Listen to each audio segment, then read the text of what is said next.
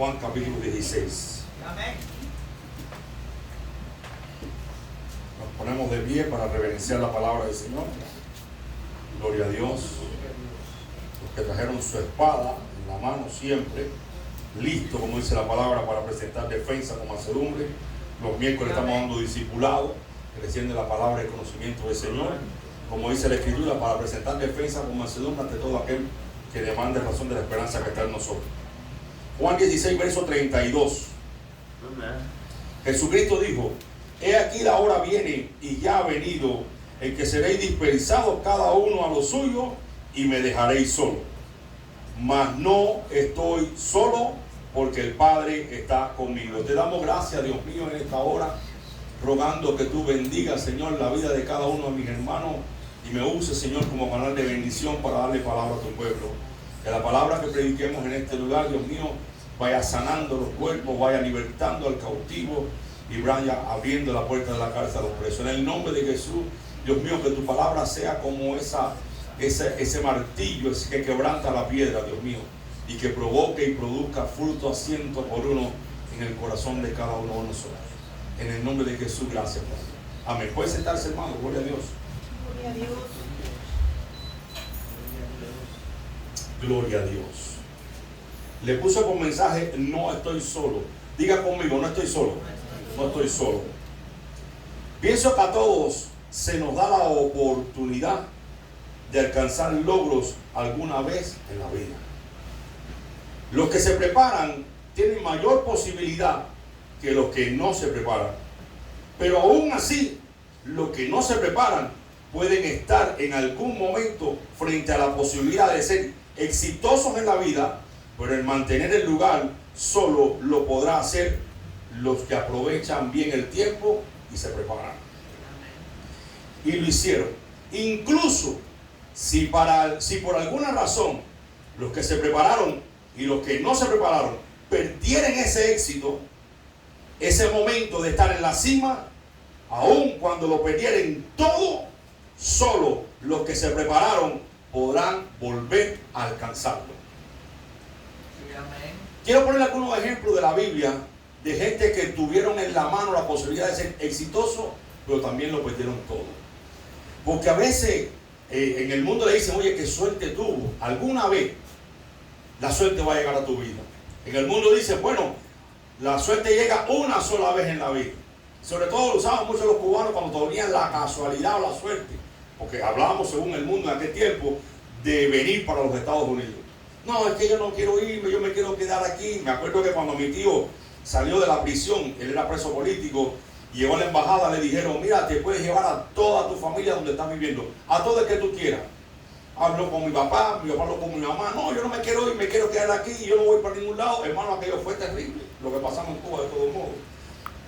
Pero ciertamente Dios le da la posibilidad a todo el mundo de llegar y alcanzar las metas que se trazan en la vida.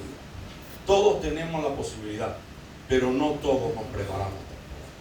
Y el problema no está solamente en tener éxito en las cosas del mundo, sino en tener éxito delante de Dios. Porque tener éxito en las cosas del mundo, eso le toca a todo el mundo. Pero, o sea, le toca a todo el que se esfuerza. Pero tener éxito en las cosas de Dios y en la presencia de Dios, solo aquellos que se esfuerzan y solo aquellos que se preparan. Creo que habemos muchos que hemos salido al ministerio y hemos tenido, como dicen en mi país, una cosa es la teoría y otra cosa es la práctica. Yo primero fui técnico en electrónica, no en teoría, sino en práctica. A los que tenían la sabiduría para hacer las cosas así autodidacta, le llamaban los cacharreros. Pero cuando tuve la posibilidad de estudiar y me gradué en electrónica, me di cuenta que una cosa es la teoría y otra cosa es la práctica. Ahora, cuando las dos cosas se unen, tú vas a decir: ah, ya entiendo por qué es que pasa esto. Porque también aprendemos teoría. Pero yo creo que en Cristo Dios le da la posibilidad a todo el mundo, de poder llegar a hacer algo en la vida cotidiana, porque Dios nos puso en esta tierra, por supuesto, y nos puso para que viviéramos de las cosas buenas y provechosas de la tierra, pero también en su presencia. Y quiero hablarle de tres personas, hay tres personajes nada más. No, hay muchos, pero solamente voy a hablarle de ellos. Y del primero que le quiero hablar es de Gedeón. Gedeón fue un hombre que Dios lo llamó en un momento de crisis de su país. No sé a cuánto Dios ha llamado en momentos de crisis de tu familia. Hay una frase que dice, el problema no es cómo tú empiezas, sino cómo terminas. La Biblia dice, Jesucristo dijo, muchos son los llamados, pero pocos son los escogidos. Hay una batalla grande contra la iglesia desde que Cristo fundó la iglesia, y es la apostasía, son las falsas doctrinas, son los falsos maestros. Solamente porque prediquemos a Cristo no significa que estemos en la doctrina verdadera. No, hay que ver qué es lo que la Biblia enseña y establece acerca de la doctrina de Cristo y de la doctrina de salvación. Porque pues si no lo saben, todos los que levantaron la falsa doctrina desde el primer siglo, segundo siglo, todos creían en Cristo de una forma o de otra. Pero no todos creían como la Biblia lo decía, ni todos interpretaban la Biblia como debía ser. Pero este Gedeón, en un momento de crisis, Dios lo llamó. Podríamos decir, no había más nadie. Es que Dios llama al que quiere. Al que quiere y más nada que eso.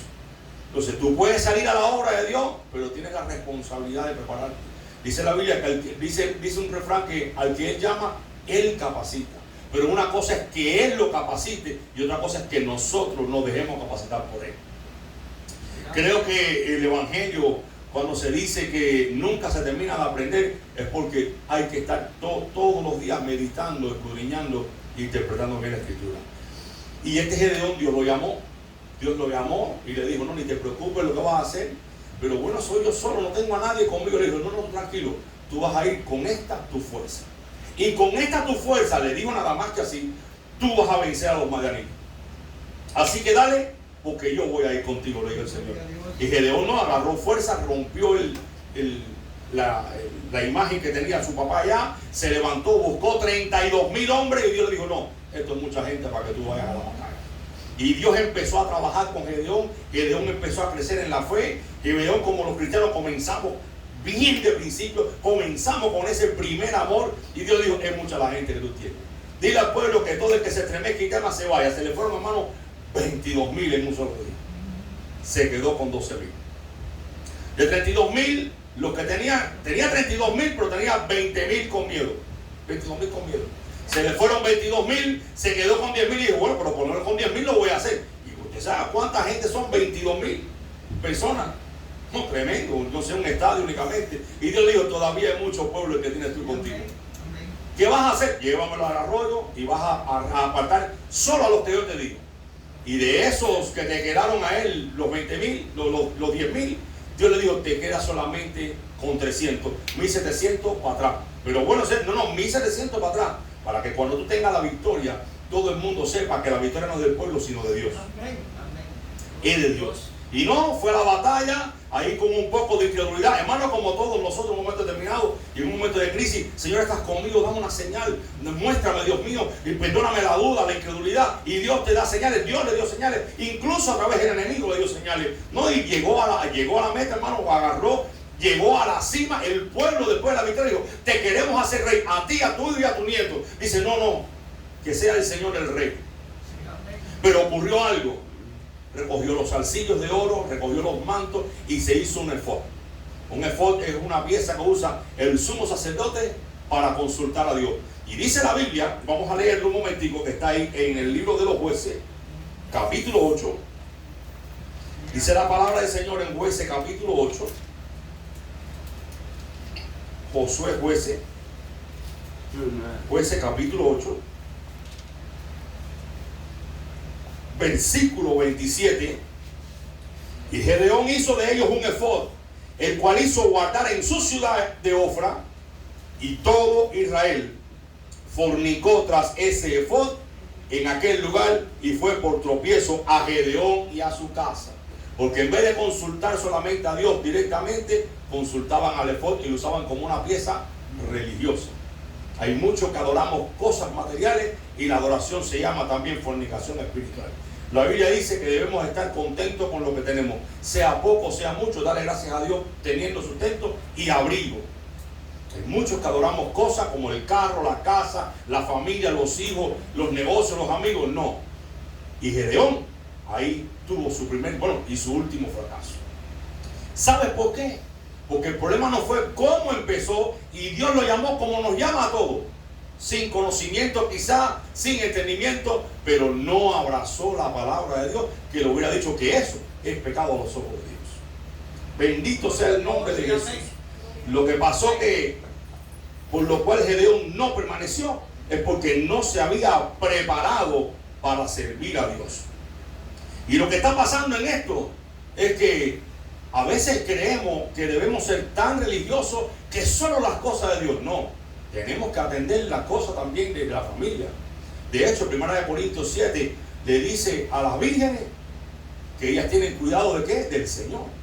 Pero a las mujeres casadas, ¿qué le dice? Ellas tienen cuidado de las cosas del mundo, de cómo agradar a su marido.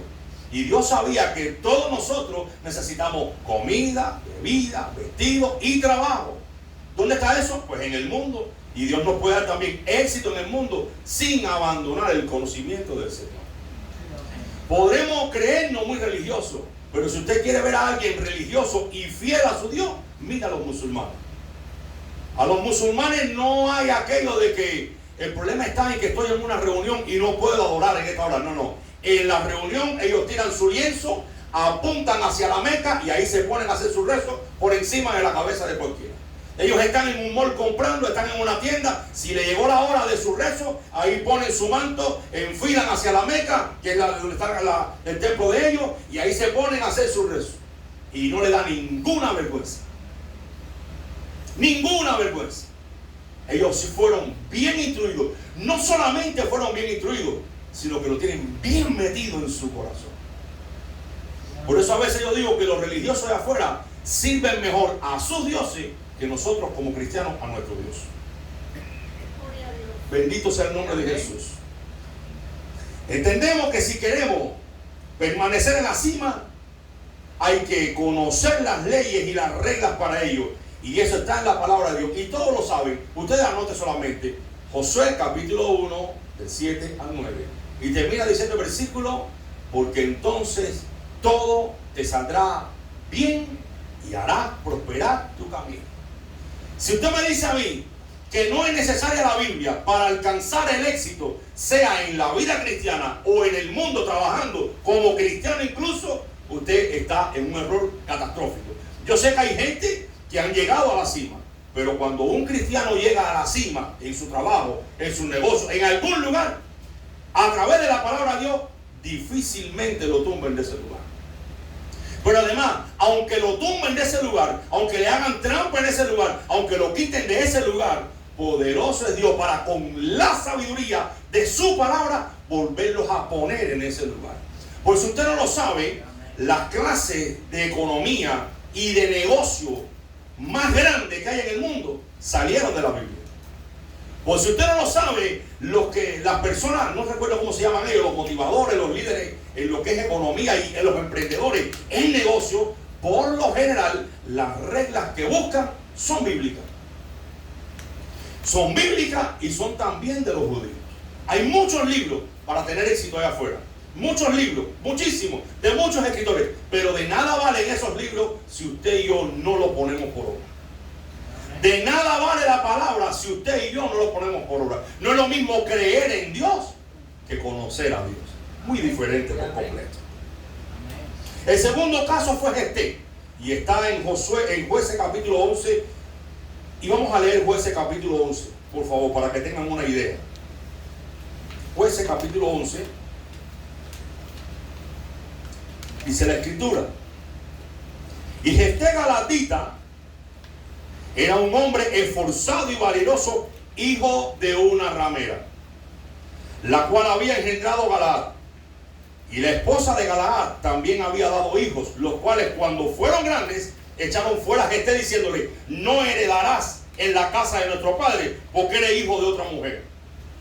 Huyendo pues Jefté a causa de sus hermanos, habitó en la tierra de Tob, y junto con él hombres ociosos, los cuales con él salían.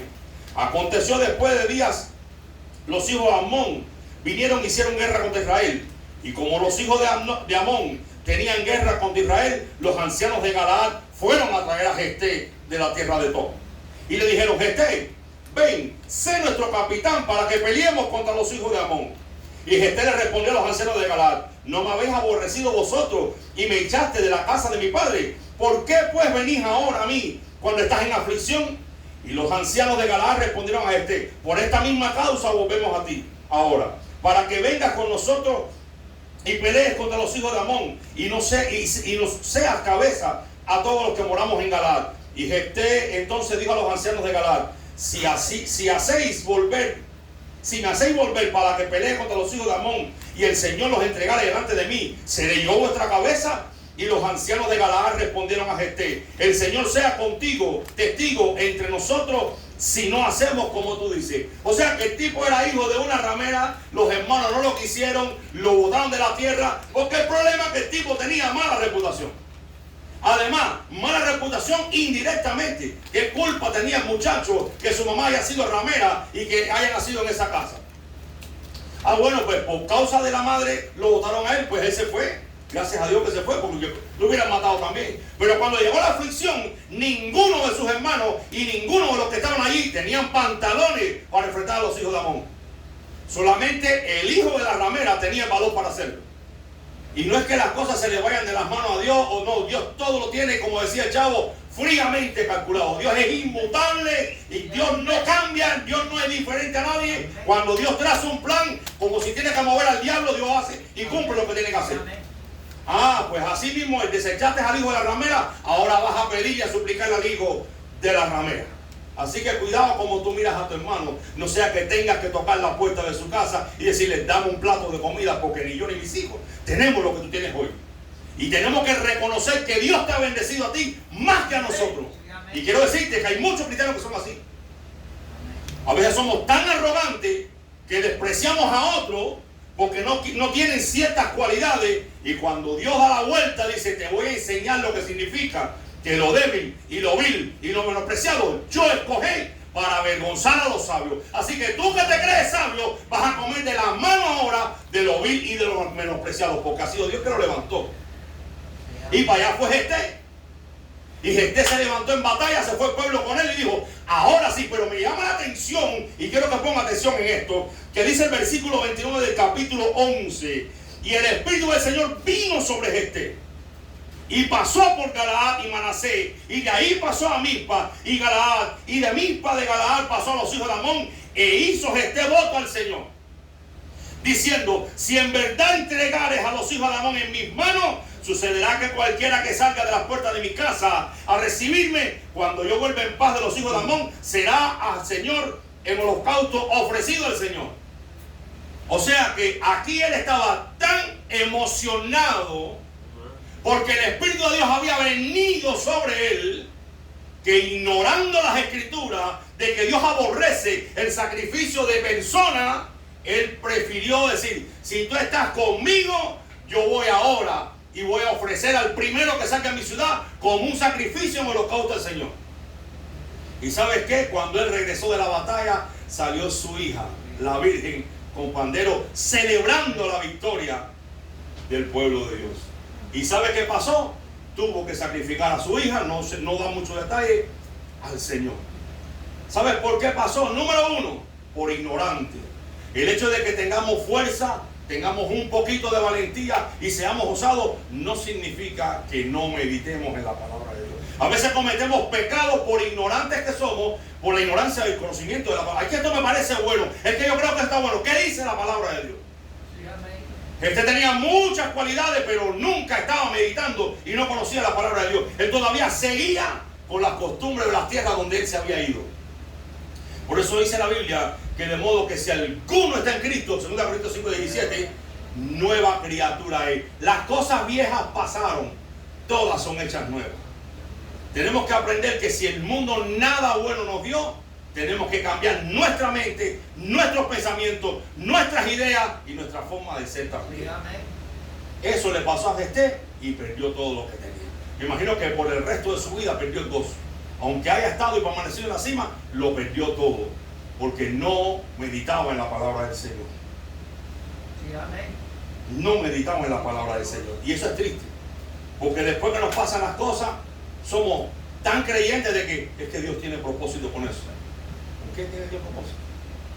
Es que a los que aman a Dios todas las cosas, sí, si metimos la pata y algo vuelve a salir de todos modos ahí, porque nos vamos a levantar. Pero ¿cómo que Dios tiene propósito cuando por ignorante cometemos el error de hacer cosas que a Dios no le agrada? No, ningún propósito. El propósito de Dios es quebrantarnos y que nos levantemos y reconozcamos que hay que comenzar a caminar por su palabra.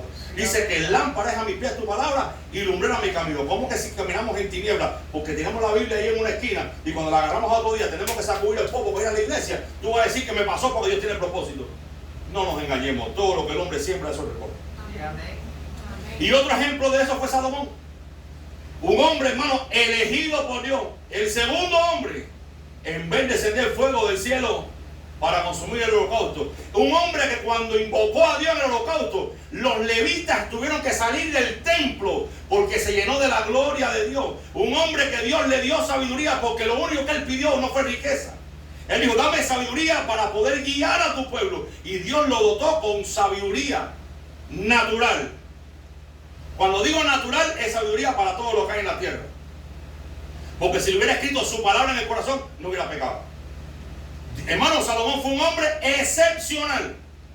Pero Salomón cometió el error de no meditar. Como dice la Biblia en Deuteronomio, todos los días el rey va a escribir una copia de esta ley. Y cuando se siente en el trono, la va a escribir y la va a estudiar y va a meditar en ella. Para que no peque. No volverá al pueblo a Egipto, no traerá muchos caballos, no montará muchas riquezas para él, no tendrá muchas mujeres para él. Todo eso hizo Salomón. Y cuenta la historia que al final de sus días, hermano, dice que las mujeres que él tenía inclinaron su corazón a sus ídolos. No solamente lo inclinaron, sino que el hombre más sabio de la historia, después de Cristo, le construyó templo a esos ídolos también. Qué tremendo. Vamos a leerlo ahí en el libro de Primera de Reyes. Primera de Reyes. Capítulo 11.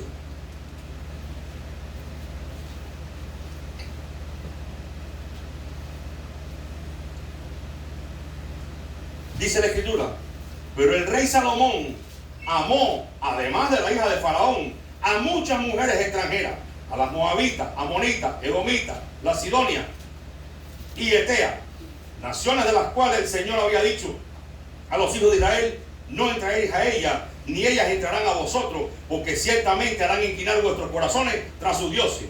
Y es tremendo, hermano, porque cuando ya usted va en picada,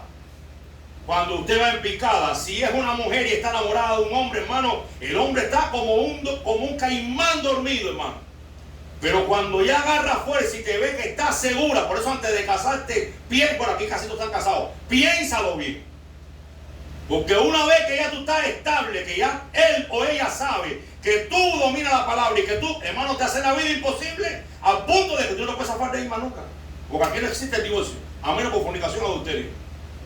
Y el Salomón empezó a agarrar mujeres y dijo, esto es mío, yo soy un rey, estoy joven, estoy lleno de vida. Pero en su momento, aquella mujer dijo, ya este está viejo, ya este está flojo, ya va en decadencia. No, papi, no hazme un templo, papi. Hermano, lo convencieron y ahí lo pusieron a hacer templo. Y el hombre de Dios, que se creía que era más grande y más sabio que nunca, terminó como un necio.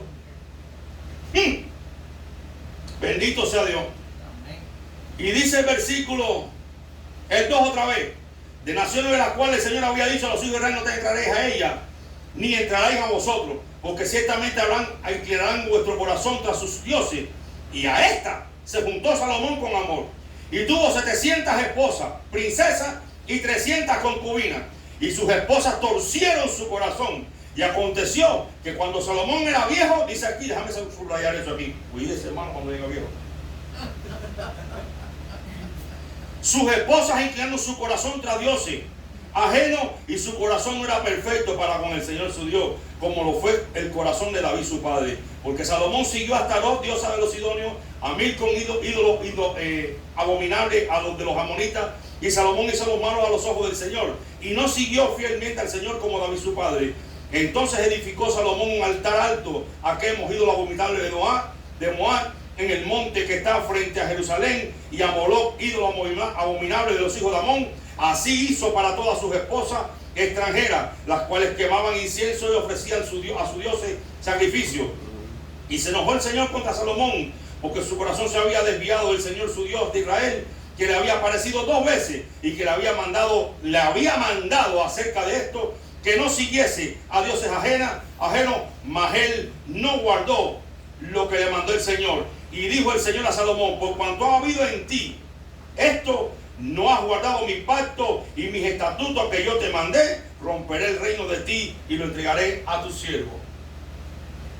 El desconocimiento nos lleva a cometer los errores del pasado y el no poner atención. Dice, hay un refrán, que el que no conoce su historia tiende a cometer los mismos errores que pasó anteriormente. Así que el problema de Salomón no estuvo en que Dios no estaba con él. El problema de Salomón estuvo en que no meditaba en la palabra del Señor. No es lo mismo que la gente te deje solo porque tú has caído en pecado y porque tú estás viviendo una vida mundana y porque tú no quieres obedecer a Dios, a que la gente te abandone como a Jeremías y quede prácticamente solo, o como a Jesús. Y Jesús dijo: no estoy solo, el Padre está conmigo. Hay un versículo que dice: el Padre está conmigo porque yo siempre hago lo que a Él le agrada. El éxito de una persona no está en la multitud de cosas que tiene, sino en un corazón íntegro y sincero para con Dios en todo momento. En todo momento. En la iglesia, en el trabajo, en la escuela, aún en los sueños. Aún en los sueños. Cuando usted está acostumbrado a practicar la verdad y a practicar la palabra de Dios, difícilmente viene un sueño a atacarlo a usted con un sueño sucio o lo que sea en su mente. Y si no, deje de ver el teléfono un poco y deje de ver novelas y se va a correr de aquí, de mí, de aquí a un año. Usted va a decir: oye, ¿cómo me he cambiado? Claro, ya no tiene la loca, el loco, la mujer de fulano. Y si usted no se ha dado cuenta todavía, mire que todas las novelas y todas las cosas del televisor, todas, la mayoría, todas dan vueltas en un solo lugar: el sexo. No hay otro, hermano. El sexo no es malo porque Dios lo puso. El sexo no es malo porque Dios lo estableció en la pareja. El sexo es malo cuando hacemos de él un vicio y llegan los demonios de la lujuria y atan y quebrantan a la gente a través del alimento que le damos por lo que ven nuestros ojos. Una cosa es que pongan esas basuras cuando ellos lo anuncian en el teléfono, en el televisor, y otra cosa es que usted se quede mirando todas esas cosas también. Y perdóname, pero el que tiene hambre y le pone un plato de comida adelante, lo que quiere es quitarse el hambre. Así pasa cuando tu mujer o tu marido no te trata bien tampoco. Y cuando tienes un infierno metido en la casa igual. Si no estás bien plantado en la palabra de Dios, terminas como esas cosas de las novelas. Y ninguna de ellas da gloria a Dios. Todas dan gloria al sexo. De hecho, lo que quieren hoy en día es sexo desde niño. No importa con qué, si con un animal, con una persona mayor, con nada, con lo que sea. Hay libros ya en la escuela acerca de esas abominaciones. Porque no meditamos en la palabra de Dios. ¿Y sabe qué? Cuando no meditamos en la palabra de Dios, Dios también nos va a dejar a nosotros que meditamos en las cosas del mundo. Porque Dios es un Dios que honra solamente a los que le honran. Él los llama a todos. Él quiere usarlos a todos. Él quiere bendecirlos a todos. Quiere que todos sean exitosos. Pero todos quieren hacerlo a su manera y no a la manera de Dios. Perdóname, pero no es a la manera de nosotros. Amén. Solo se podrá mantener el éxito delante de Dios meditando en su palabra. Muchos de los problemas que tenemos hoy en la vida es porque la Biblia se ha vuelto un periódico para muchos que no le importa a nadie. Y no sabe que lo que están haciendo, según su razonamiento, va en contra de la palabra de Dios. Pero quiere que le salga bien. No te va a salir bien. Dice que no hay paz para los malos. Y no hay nadie que sea bueno fuera de la palabra del Señor.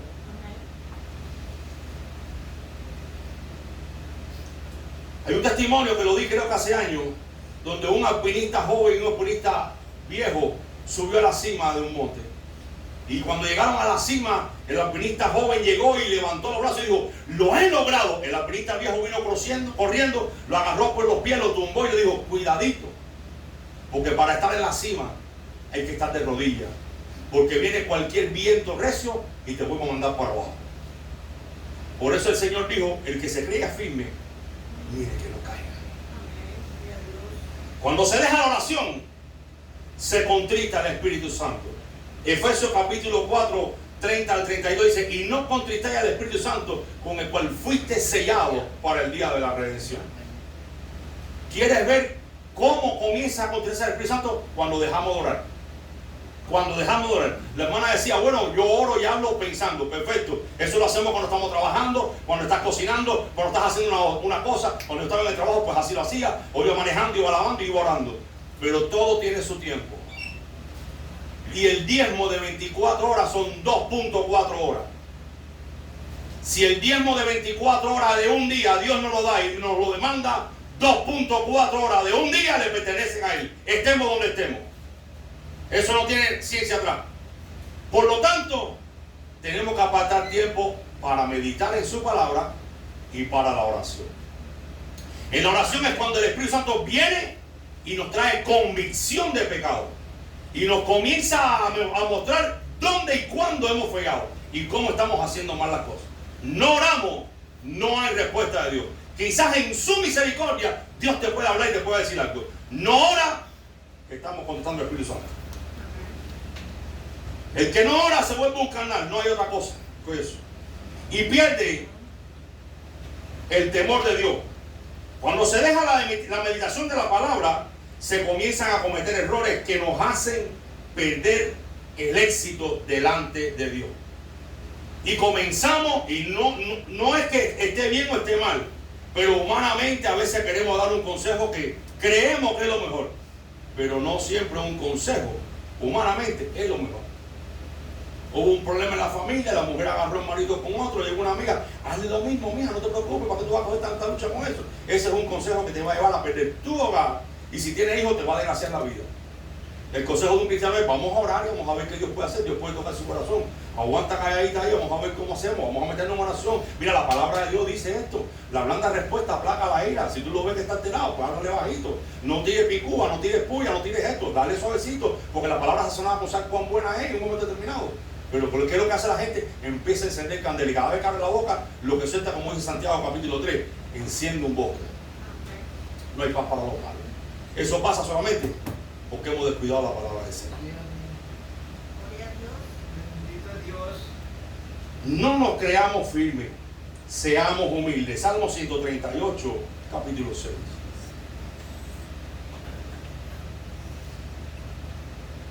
Una vez les dije, Dios no tiene lástima de nadie, Dios lo que tiene es misericordia. Porque cuando Dios va a hacer juicio, aunque la viuda se muera y se coman a los hijos, Dios va a hacer juicio. Y si no, lee el libro de Lamentaciones. Dios tiene misericordia, no tiene lástima de nadie. Él ama. Pero a veces no creemos que como Dios me tiene lástima, Dios me va a conceder. Dios no va a conceder nada en contra de su voluntad. Salmo 138, versículo 6. Aunque el Señor es excelso, atiende al humilde, mas al altivo mira de lejos.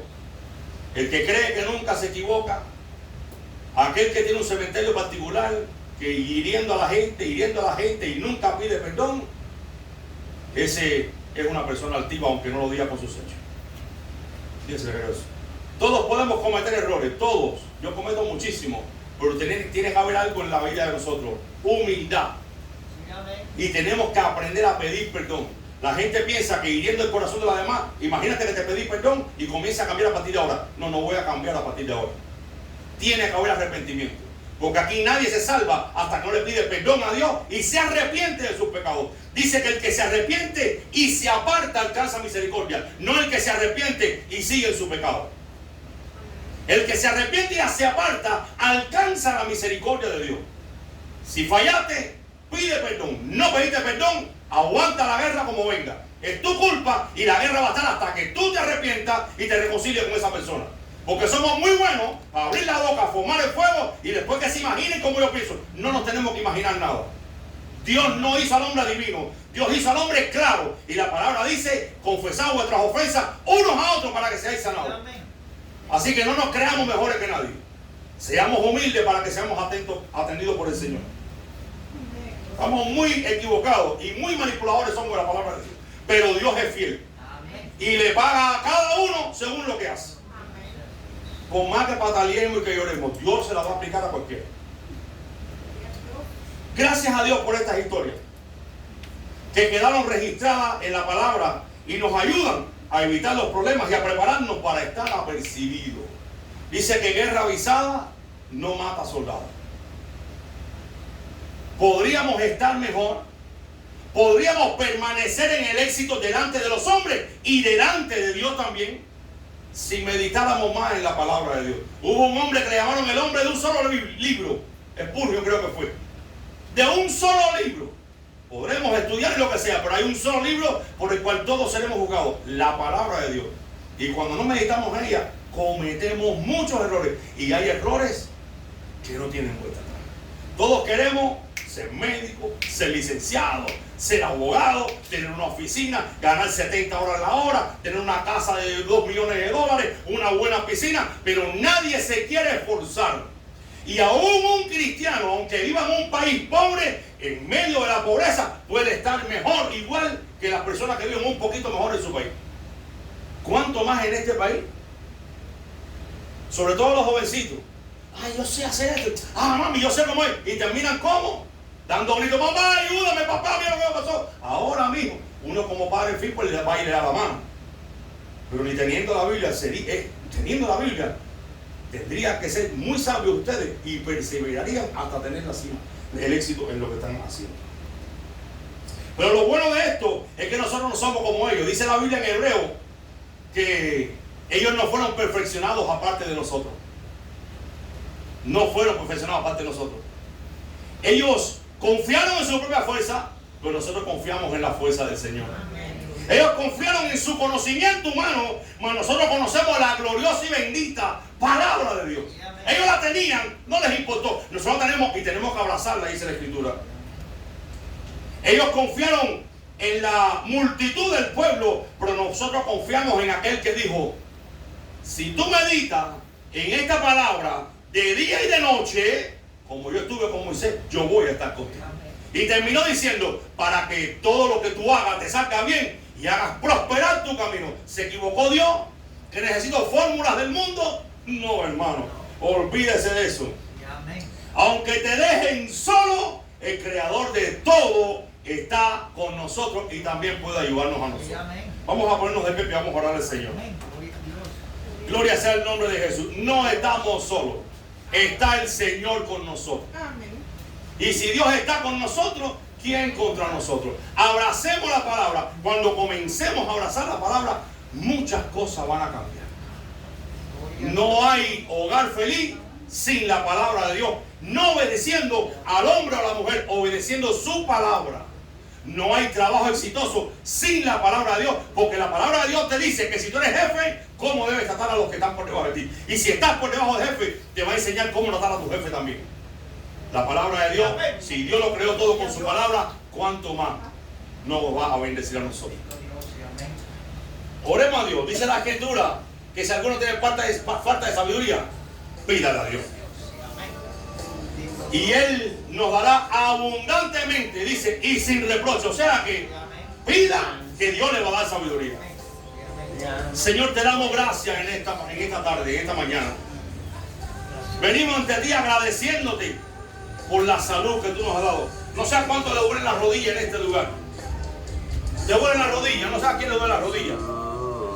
Yo me he dado cuenta que yo soy propenso a que me duelen las rodillas. Pero cada vez que le digo, Señor, sánamela, porque yo lo que quiero es orar de rodillas. Hermano, el dolor, lo que me dura es nada, se me quita. Se me quita. No sé cuántos tienen manos aquí para trabajar. Pero si usted se pusiera en el lugar un momento determinado de alguien que no tiene mano, usted alabaría a Dios con sus manos también.